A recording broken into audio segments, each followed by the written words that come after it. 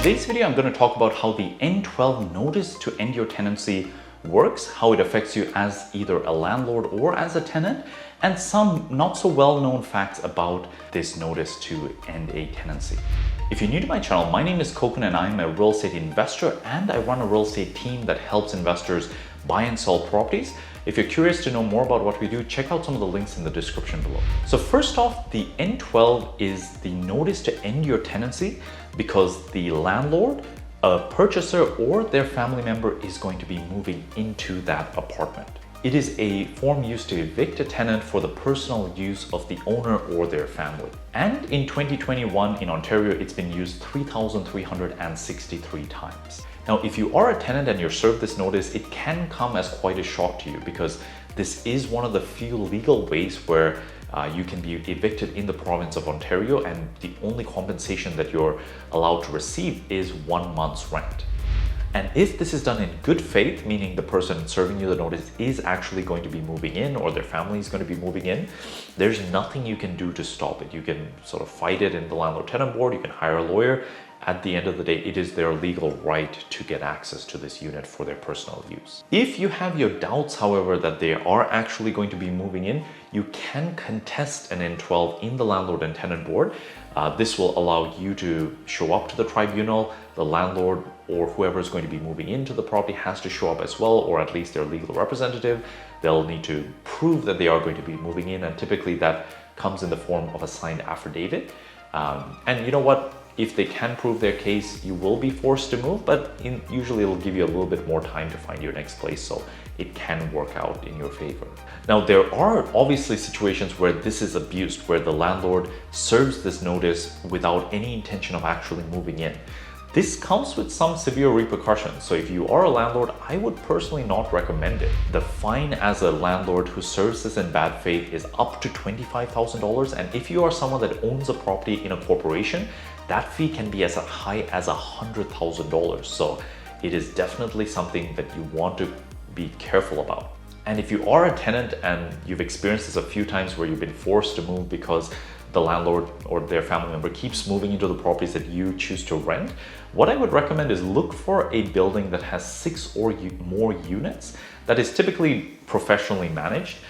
Those type of properties, it's very rare that the owner is going to choose to move into the apartment because they cost quite a bit. So the person who has the capital to buy that type of building is rarely the same person moving into one of those apartments. And like I mentioned, if it is owned by a corporation, the risk to them misusing this is very high. So they typically would not risk paying up to $100,000 in a fine just to get a unit vacant. Now, if you are a landlord or the buyer of a property that has a tenant in it, it is your legal right to get use of the property, so to get vacant possession for you to be able to use it. But like I mentioned, be prepared that if you choose to go down the N12 route, it may take longer than the 60 days that's in the notice, because if they contest it, you will have to wait until there's a landlord-tenant board hearing, and that can take 3 months, 6 months, depending on how backlogged the tribunal is, in order to present your case. And then even after that, you have to wait for them to provide a judgment before you can go to the eviction process. So I would recommend make sure wherever you're staying currently, you have the ability to stay a little bit longer and that you have a place to stay if things don't go as smoothly as you expect. Now, if you're involved in a real estate transaction between 1 to 3 units, so a single family home, a duplex or a triplex, and the purchaser is asking for vacant possession of 1 or more of the units, you can serve the N12 notice on their behalf, but it is very important that you get it in writing in an affidavit that they or their family member will be moving into the property. The reason for this is if it's simply in the agreement of purchase and sale that they will be moving in and the buyers don't end up moving in, if this goes to court, you will be legally liable. Because you served that notice, it is your duty to verify that the purchaser was indeed moving in. So you want to have something in writing, an affidavit of some kind signed by the purchaser that says they're going to be moving into that property. Now, the dates on the N12 notice of termination is also very important.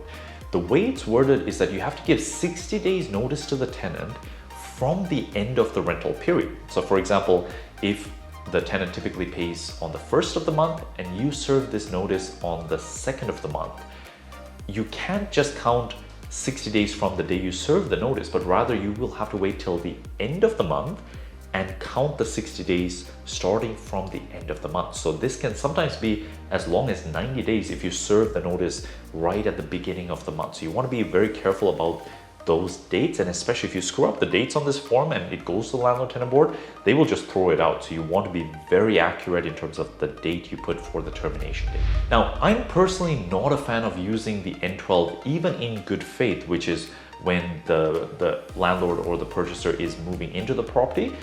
What I prefer instead of this is a cash for keys. So a cash for keys is simply an agreement between the landlord and the tenant, and you would offer some kind of compensation to the tenant in exchange for the vacant possession. This way, they have some money to cover the hassle of moving and potentially to cover the difference in rent between what they're paying now and their future place.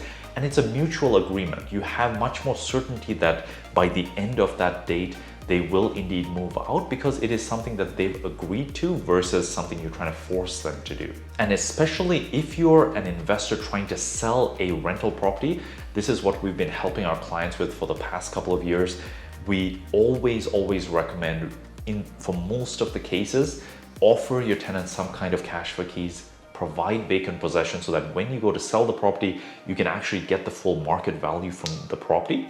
If you're interested to know more about how we help our investors sell their rental properties, definitely check out the top 5 mistakes when selling your rental property guide. It'll be in the links below.